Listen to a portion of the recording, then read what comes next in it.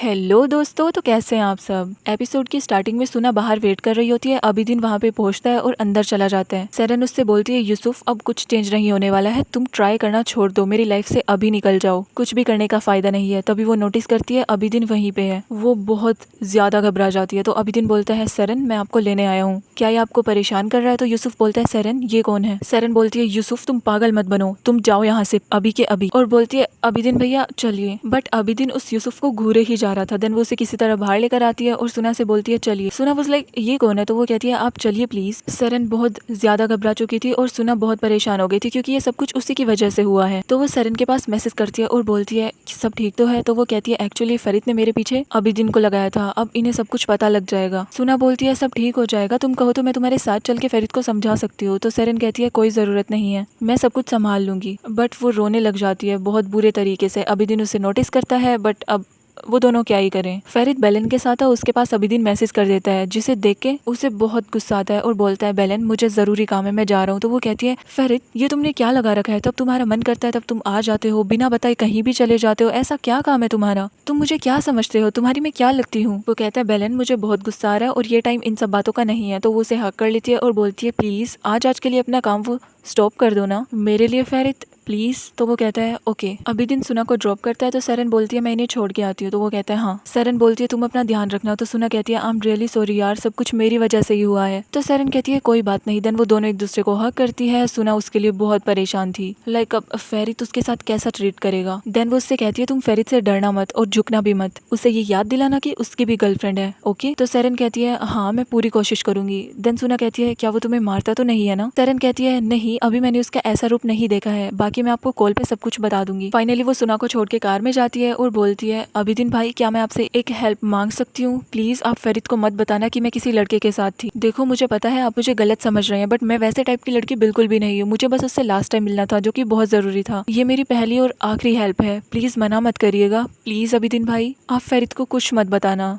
But वो कुछ नहीं बोलता है, उसके लिए गेट ओपन करता है और सेरेन वहाँ से चली जाती है। वो अंदर आके पूछती है क्या फरीद आ गए हैं। तो वो कहती है नहीं अभी वो नहीं आए हैं, बट अंशुमन की सर्जरी हो गई है, वो लिविंग रूम में बैठी है। देन वो उनके पास जाती है और बोलती है अंशुमन आप कैसी हैं। तो वो कहती है हाँ मैं काफी अच्छी हूँ। गुलगुन कहती है तुम थोड़ी परेशान लग रही हो सेरेन, सब ठीक तो है। तो वो झूठी स्माइल करती है और बोलती है हाँ सब कुछ ठीक है। देन वो घड़ी को नोटिस करती है और उसकी एंग्जाइटी बढ़ती है। उसकी टिक टिक से उसे अपना पास्ट याद आता है। तब उसके डैड बाहर गए थे, उसके पास बहुत कम टाइम था और वो ब्रेसलेट से खेल रही थी जो कि उसके डैड के थे और गलती से उनमें से एक ब्रेसलेट टूट जाता है। तो वो बहुत ज्यादा घबरा जाती है बिकॉज उसके पास टाइम बहुत कम था और उसके डैड आने वाले थे। सुना उसकी हेल्प करती है और बोलती है तुम परेशान मत हो सेरेन, सब ठीक हो जाएगा, मैं बोल दूंगी डैड से कि मैंने किया है। तो सेरेन कहती है नहीं फिर वो आपको मारेंगे। उस दिन उसके पास बहुत कम टाइम था और आज भी पता नहीं क्या होगा। वो घड़ी की टिक टिक सुन रही होती है, उसकी आंखों से अपने आप आंसू आ जाते हैं। रात हो चुकी थी, वो अपने रूम में जाती है। सुना उसके पास कॉल करके पूछती है सब ठीक तो है। तो सेरेन बोलती है वो अभी तक आया ही नहीं है, डिनर का भी टाइम हो गया है, पता नहीं अब क्या होगा। सुना उसे फिर से हौसला देती है और बोलती है उसे उसका गर्लफ्रेंड का पॉइंट याद दिलाना और उससे डरना बिल्कुल भी मत क्योंकि तुमने कुछ गलत नहीं किया है, तुम्हारा उससे मिलना एक बार जरूरी था और कोई भी बात हो मुझे तुरंत कॉल करना। ओके सेरेन। तो कहती है हाँ। सुना बताती है कि डैड से कोई फ्रेंड्स मिलने के लिए आ रहे हैं तो मुझे उनके लिए खाना वगैरह बनाना है, तो मैं जाती हूँ, बट फोन मेरे पास ही रहेगा, तुम कभी भी कॉल कर लेना। जैसे ही सेरेन उसका कॉल कट करती है उसके पास किसी और का कॉल आता है एंड गाइस वो किसी और का नहीं बल्कि यूसुफ का ही था। सेरेन उस पे फिर से चिल्लाती है और बोलती है मैंने तुमसे कितनी बार कहा है मुझे कॉल मैसेज मिलने की कोई जरूरत नहीं है, अब सब कुछ खत्म हो चुका है, जिस दिन मेरी शादी हुई थी ना उस दिन सब कुछ खत्म हो गया था, समझे तुम। उसी साइड फरीद घर आ चुका था। तो उसकी मोम कहती है बेटा तुम बहुत लेट हो, मैंने तुमसे कितनी बार कहा है बैलेंस से जल्दी मिल के आया करो। तो वो कहता है मोम आपने मुझसे प्रॉमिस किया था शादी के बाद मेरी लाइफ वैसी ही रहेगी जैसे पहली थी और आप भी जानती है मैंने सिर्फ दिखावे के लिए ये शादी की है, मेरा और सेरेन का कोई रिलेशन नहीं है। यूसुफ बोलता है अभी कुछ खत्म नहीं हुआ है, अब देखना मैं क्या क्या करता हूँ। तो सेरेन कहती है तुम मेरी लाइफ को बर्बाद मत करो, तुम नहीं जानते आगे क्या क्या प्रॉब्लम्स आ सकती है, प्लीज मुझे कॉल मैसेज करना बंद करो। देन वो कॉल कट करती है और इतने में ही फरीद की एंट्री होती है। तो वो बोलता है कॉल कट क्यों किया,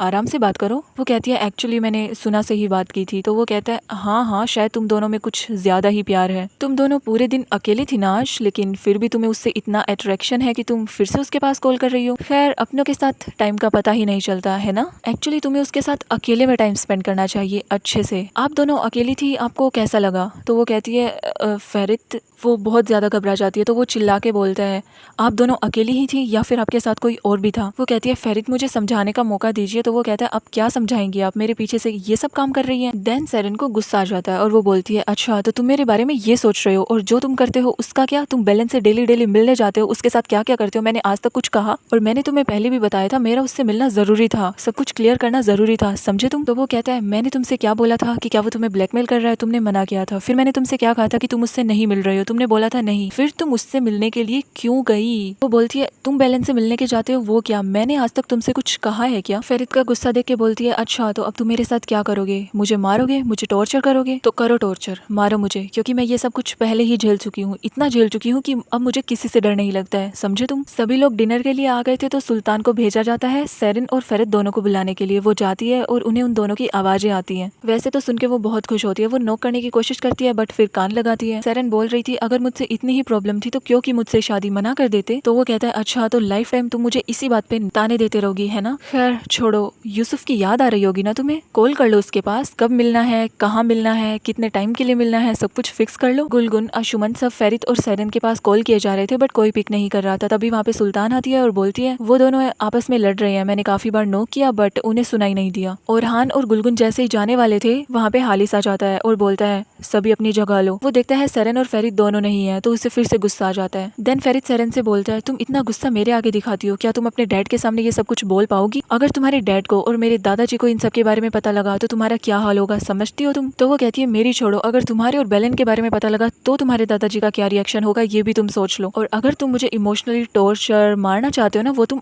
कर सकते हो, बिकॉज मुझे इन सब की आदत हो चुकी है, समझे तुम? तभी उसे ध्यान आता है और बोलता है, शिट, लेट हो गया, जल्दी चलो। तो वो उसे ही ब्लेम कर रही थी और बोल रही थी, तुम्हारी गलती है। सभी खाने का वेट कर रहे थे, तभी देखते हैं सेरेन और फेरित दोनों आ रहे हैं। दोनों चुपचाप अपनी सीट लेते हैं। तो हालिस बोलता है, ओ तो जल्दी आ गए तुम लोग। देन गुस्से में बोलता है, तुम लोग जानते भी हो मेरे बैठने के बाद डाइनिंग टेबल पे कोई नहीं बैठा है। फेरित बोलता है, सॉरी दादाजी, आगे से ऐसा बिल्कुल नहीं होगा। उसे फिर से गुस्सा आ जाता है और बोलता है, तुम गलती पे गलतियां किए जा रहे हो फेरित। और इफाकत और गुलगुन, आप दोनों से मैंने क्या बोला था कि सेरेन को सारे रूल्स एंड रेगुलेशंस बता देना। सेरेन की तो क्या ही कमी निकालूं अब मैं। इफाकत बोलती है, सॉरी लेकिन मैं। तो वो कहता है, चुप करो, अब कुछ भी कहने का फायदा नहीं है, तुम सब लोगों ने ही इस फेरित को बिगाड़ रखा है, तुम ही खाओ खाना। देन वो उठ के वहाँ से चला जाता है। फुआद वगैरह ये सब भी जाने वाले होते हैं। ओरहान को गुस्सा आता है और बोलता है, सभी बैठो, खाना ऐसे खाया जाएगा जैसे दादाजी यहीं पर बैठे हैं। मीन्स वो भी फ्रस्ट्रेट हो चुका था कि कितना गुस्सा करते हैं यार वो। सेरेन भी रोने लग गई थी। देन वो रूम में जाते हैं तो फेरित सेरेन से फिर से बोलता है, तुम्हें बहुत खुशी मिली होगी ना आज के ड्रामे से, सब कुछ तुम्हारी वजह से ही हुआ है, अगर तुम उस यूसुफ का टॉपिक नहीं लेके बैठती तो ये सब कुछ नहीं होता। शी वाज लाइक, हाँ तुमने तो कुछ किया ही नहीं है, सब कुछ मेरी ही गलती है। वो उसे उसका पिलो दे देता है सोफे पे सोने के लिए और उसका मोबाइल भी देता है और बोलता है, ये लो, तुम्हें उससे बात करनी होगी ना, बहुत कुछ डिसाइड करना रह रहा होगा तुम्हारा। तो वो कहती है, हाँ शायद तुम सही ही बोल रहे हो, जैसा तुम्हें समझना है समझो।